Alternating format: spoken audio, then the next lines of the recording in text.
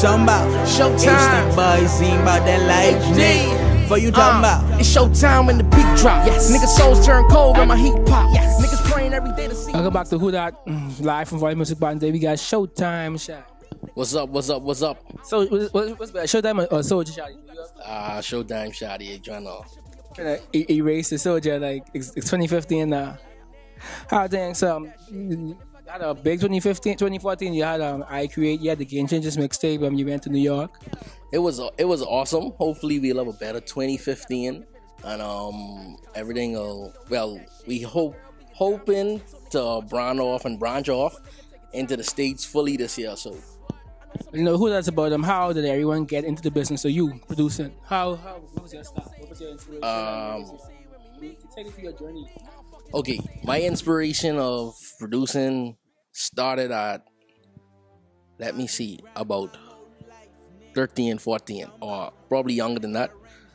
I always used to rap over other people's tracks, and my father was like, "Oh, that ain't right. You need to have your own stuff." So he bought me my first drum machine. I think I was in grade 5 or 6. It's a little Yamaha drum machine, and from there he got computers and all those stuff, and we branched in. I mean, I had a lot of hardware before software because software wasn't in, and then I started rapping at first, and then he never used to really like me rapping because he always used to feel that's violence, and you know, he liked rap, but the stuff they was talking about, the content he wasn't too cool with. And then I started building my beats for my songs, and that's how I ended up getting into producing. And then I was a drummer. I mean, I still a drummer, but I started off in the church playing drums from like I was 4 or 5. So from there, my parents just took me away, and then I got introduced to everybody at the radio stations and all that. So from there, I was in the industry, met everybody. My daddy kind of know a couple people, but it was harder back then because we used to literally have to sit outside radio stations to give them our music. You know, nowadays you just email. Right. So you can't remember the first beat you ever sold? Yeah. I actually was just talking to the person of the first beat I ever sold. Wendy Lewis. I sold a beat, I can't remember how much years ago, but I could remember it. It's on my computer.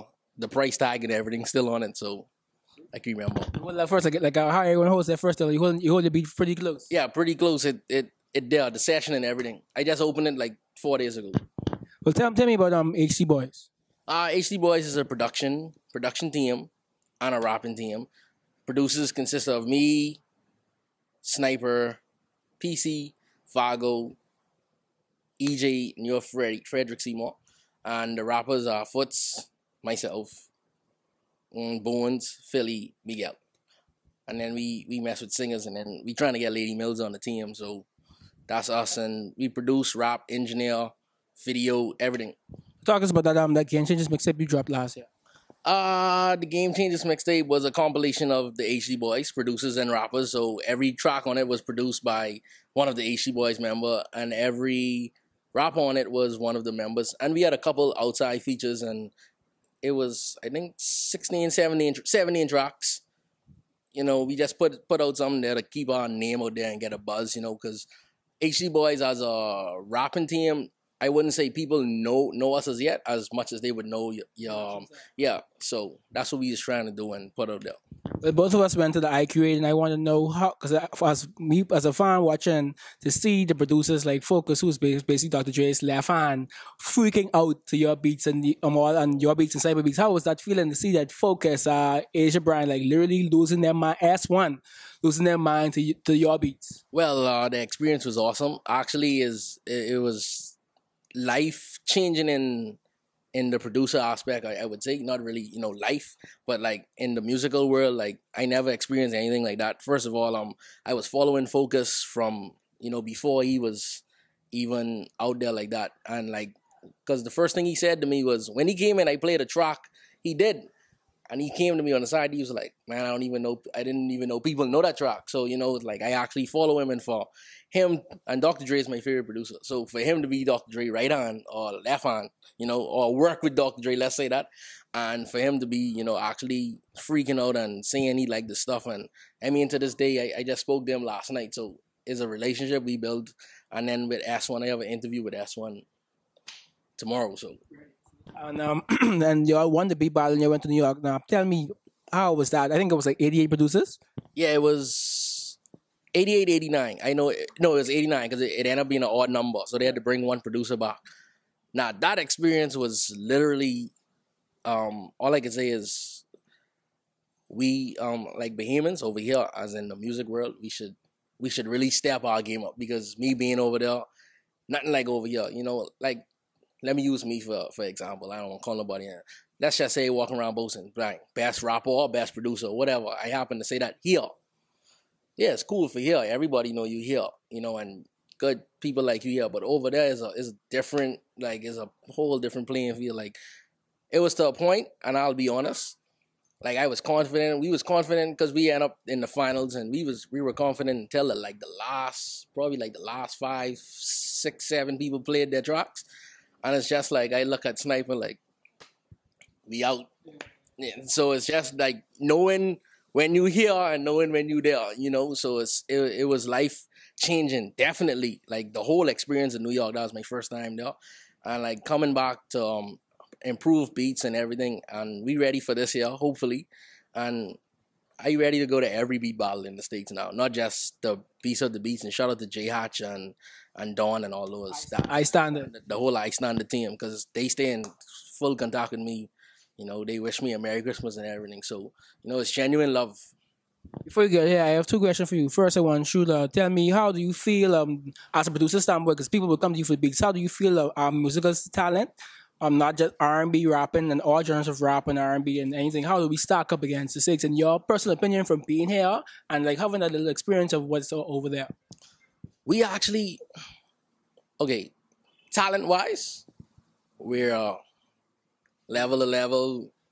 We probably better because what I tell people, we listen to more music than the States. More genres, I would say, and more styles. Because, you know, I had a little rake and scrape in one of the tracks, and dude was trying to figure out what that is, so how they could get it. So, but talent-wise, I think we neck to neck, you know, and it's the same, Mr. Mark Otter, I'd say, like, their brain ain't bigger than our one. You know, it's just how we use it. And I just feel our attitude, if we could just simmer down a bit, we'll get there, because it's actually a relationship building more than talent. Because if you notice, a lot of people, for example, and I'll say this again, a lot of rappers here are better than Soulja Boy.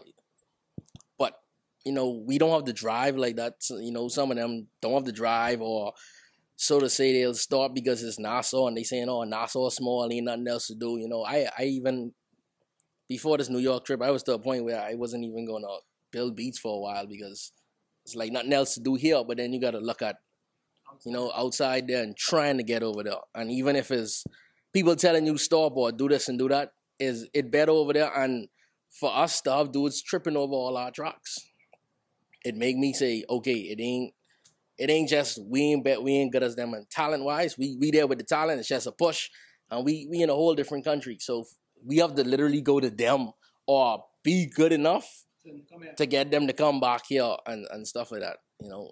Outside the HE boys, like who do you impress with, or who you hope to work with? Who you ever worked with yet, or stuff like that? That's a tough question. This question always come to me. I'll say everybody. You know, I work with a lot of people, but well, I can't say everybody. Everybody, because I already work with basically everybody. So the new upcomers, rappers, singers, I would say I would like to work with, you know, because I work with the Dravy Bowl, your Chase.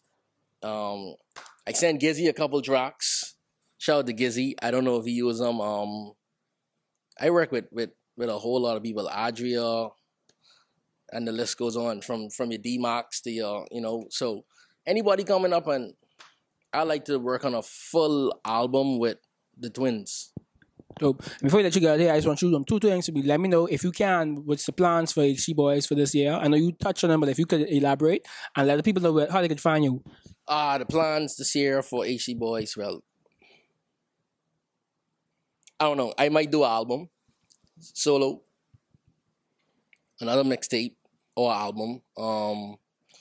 We'll be heading off hopefully March, probably to LA on a beat battle or seminar in LA, and then Beast of the Beats this year too. We should be heading off to that, And then we plan on working with, whoever need tracks or features, we got the studio. And to contact me, Instagram, Twitter, Facebook, everything is Showtime Shaddy, at Showtime Shaddy. Everything spelled correct, Shaddy, Showtime Shaddy. And my email is showtimerecords@gmail.com. I appreciate the interview, and this has been Who Dat? Some niggas in the ghetto that is piece and 9-piece. You won't say it in the streets. You won't say it in the streets. Then don't say it in the tweets. No. If you won't say it when we meet, you won't say it when we meet. Motherfucker, don't say it on the beats, bitch.